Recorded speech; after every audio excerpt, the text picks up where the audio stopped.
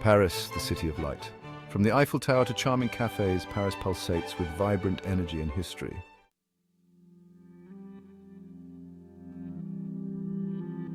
Our story begins on the Ile de la Cité, where the Gallic tribe Parisii settled. They called their village Lutetia, thriving on the Seine's commerce. Life was peaceful until the Roman Empire's expansion changed everything.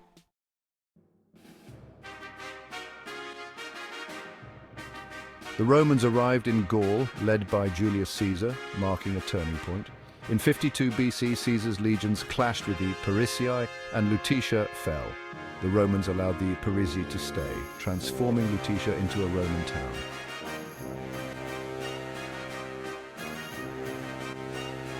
Under Roman rule, Lutetia transformed dramatically. The Forum became the city's heart, with temples, a basilica, and a bustling market.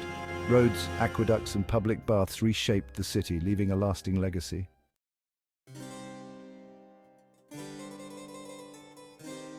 By the 3rd century AD, Lutetia thrived as a Roman town. Roman influence is evident in Paris's streets, language, and law. As the Roman Empire declined, new forces began shaping Paris's destiny.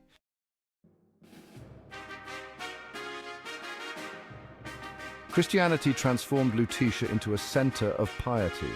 In 508 AD, Clovis made Lutetia the capital of his Frankish kingdom. Paris entered a new era marked by ambitious building projects.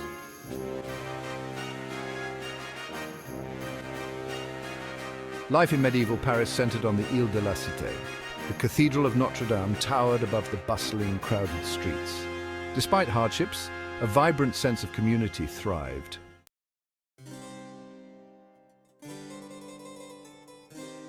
Paris became a center of learning, attracting scholars from across Europe.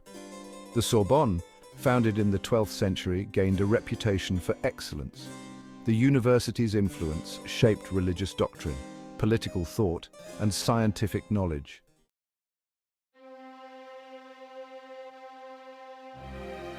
The late Middle Ages brought turmoil and transformation to Paris. The Black Death and the 100 Years' War challenged the city. Despite these trials, Paris emerged stronger, poised for the Renaissance.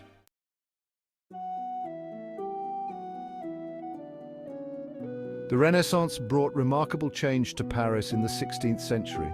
King Francis I invited renowned artists and scholars, transforming the city. Paris embraced Renaissance grandeur with elegant palaces and new bridges.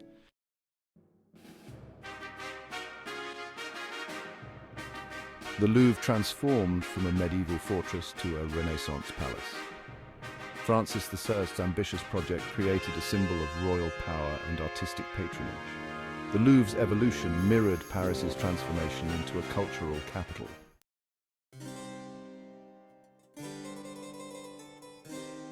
The 17th century ushered in a new era for Paris, one marked by the rise of the Bourbon dynasty and the city's emergence as a center of absolute monarchy. Under the reigns of Kings Henry IV, Louis XIII, and Louis XIV, Paris underwent a period of unprecedented growth and transformation, solidifying its status as the capital of France and one of the most influential cities in Europe. Henry IV, the first Bourbon king, is remembered for his efforts to rebuild Paris after the devastation of the wars of religion. He commissioned the construction of the Pont Neuf, the city's first stone bridge to span the Seine without houses, and oversaw the development of the Place des Vosges, a harmonious square lined with elegant red brick mansions. Louis XIII, Henry IV's son, continued his father's legacy, expanding the Louvre and commissioning the construction of the Palais Royal, a magnificent palace complex that would become a center of courtly life. He also oversaw the development of the Ile Saint-Louis, a new island in the Seine that would become home to grand mansions and elegant townhouses. However, it was under the reign of Louis XIV, the Sun King, that Paris truly reached its zenith as a royal city. Louis XIV, a monarch of unparalleled ambition and extravagance, envisioned Paris as the center of his absolute rule and embarked on a series of grand projects that would forever alter the city's landscape. Louis XIV's reign marked a turning point in Paris. Determined to project absolute power, he transformed the city. He expanded the Louvre and built the Hôtel des Invalides. His most ambitious project was the Palace of Versailles. Versailles, once a hunting lodge, became a symbol of grandeur. The Hall of Mirrors epitomized Baroque extravagance. Versailles shifted the center of power from Paris.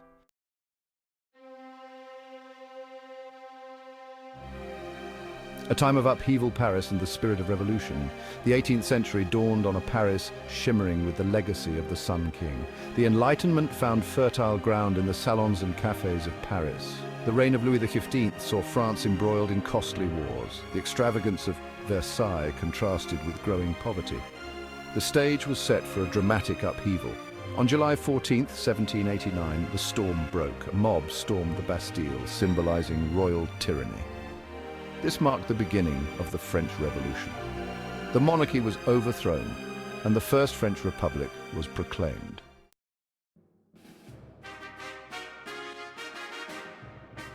The French Revolution left an indelible mark on Paris, not only in its political and social landscape, but also in its physical form. Gone were the days of absolute monarchy and the grandeur of Versailles.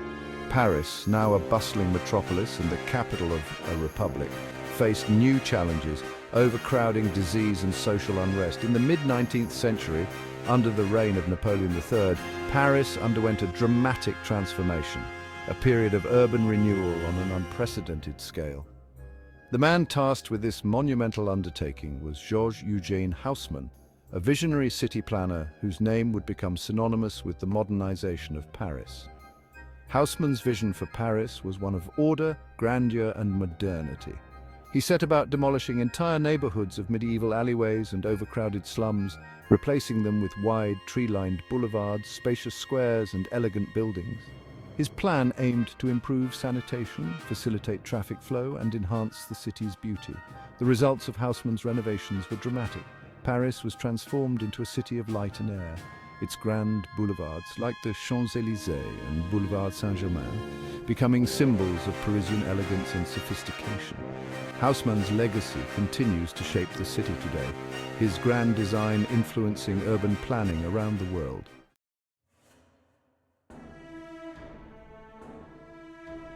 Eiffel's towering ambition, a symbol of progress and innovation. As the 19th century drew to a close, Paris prepared to host the 1889 World's Fair, a grand exhibition showcasing the latest advancements in science, technology, and art. The fair, a celebration of progress and innovation, attracted millions of visitors from around the world, eager to witness the wonders of the modern age. For this momentous occasion, Paris sought a symbol, a structure that would embody the spirit of the fair and leave a lasting legacy on the city's skyline. The answer came in the form of a daring and innovative design by Gustave Eiffel, a renowned engineer whose name would become synonymous with the most iconic structure in Paris, the Eiffel Tower. Eiffel's tower, a marvel of iron engineering, soared to an unprecedented height of over 1,000 feet, dwarfing all other structures in the city. Its latticework design, both elegant and functional, showcased the possibilities of iron as a building material and became a symbol of the Industrial Revolution's transformative power. The Eiffel Tower was not without its critics. Many Parisians, including prominent artists and intellectuals, denounced it as an eyesore, a monstrous intrusion on the city's elegant skyline. But Eiffel's creation would ultimately win over the hearts of Parisians and become a beloved symbol of the city's spirit of innovation and daring. The late 19th and early 20th centuries marked a golden age for Paris, known as the Belle Époque. Paris became a magnet for artists, writers, and intellectuals, drawn by its bohemian atmosphere and vibrant nightlife.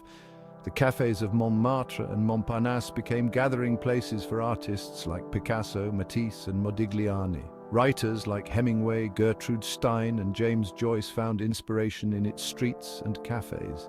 But this era of peace and prosperity was not to last.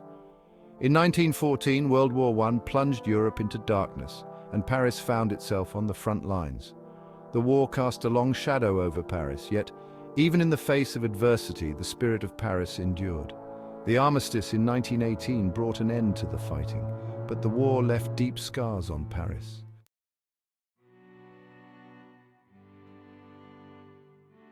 The interwar years were a time of both recovery and unease for Paris. The city, still bearing the scars of World War I, struggled to regain its pre-war vibrancy. Yet, even as Europe grappled with economic depression and political instability, Paris remained a beacon of culture and creativity, a magnet for artists, writers, and intellectuals from around the world. The Jazz Age roared in the cabarets and nightclubs of Montmartre and Montparnasse, where Josephine Baker captivated audiences with her electrifying performances. Writers and artists seeking refuge from the turmoil of their homelands found solace and inspiration in Paris's bohemian cafes and salons. Ernest Hemingway, F. Scott Fitzgerald, and Gertrude Stein were among the luminaries who made Paris their home, their works capturing the city's unique blend of beauty, melancholy, and hope. But the storm clouds of war were gathering once more. In 1939, the Nazi invasion of Poland plunged Europe into another devastating conflict, and Paris once again found itself in the crosshairs of history. The fall of France in 1940 brought a dark chapter to Paris. The city, occupied by German forces, endured 4 long years of hardship, humiliation, and resistance. The once vibrant streets grew silent under the gaze of Nazi soldiers, and the city's cultural life was stifled. Yet, even under the shadow of occupation, the spirit of Paris refused to be extinguished. The French resistance, a clandestine network of men and women, fought back with courage and determination, sabotaging German operations and keeping the flame of hope alive.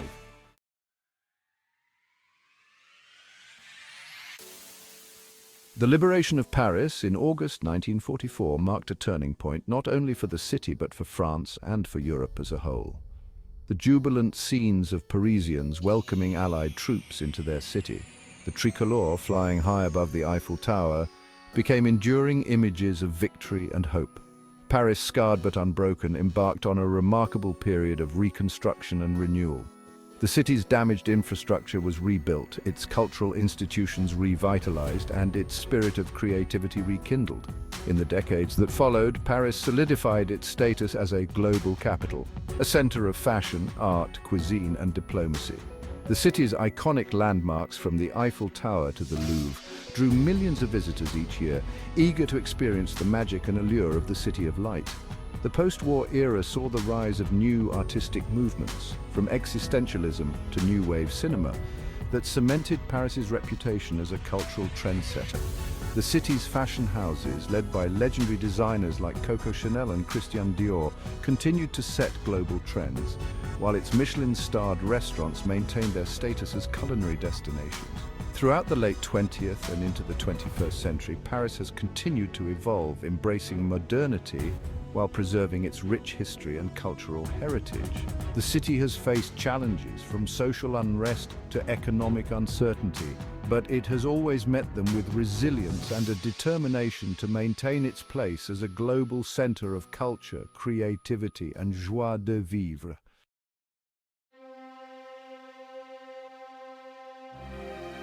From the humble beginnings of a Gallic village to the grandeur of a global capital, the story of Paris is a testament to the enduring power of human spirit and creativity. Over centuries, the City of Light has weathered storms of war, revolution, and transformation, emerging each time with renewed vigor and an unwavering commitment to its unique identity. The streets of Paris whisper tales of Roman emperors and medieval kings, of revolutionary fervor and artistic brilliance. Each cobblestone, each grand avenue, each echoing cathedral holds within it a fragment of the past, a thread in the rich tapestry that is Parisian history. As we conclude this journey through time, we are left with a profound sense of awe at the enduring allure of Paris. It is a city that continues to captivate the imagination, to inspire dreams, and to remind us of the power of human endeavor to shape not only our surroundings, but also our destinies. What aspect of Paris's rich history speaks to you the most?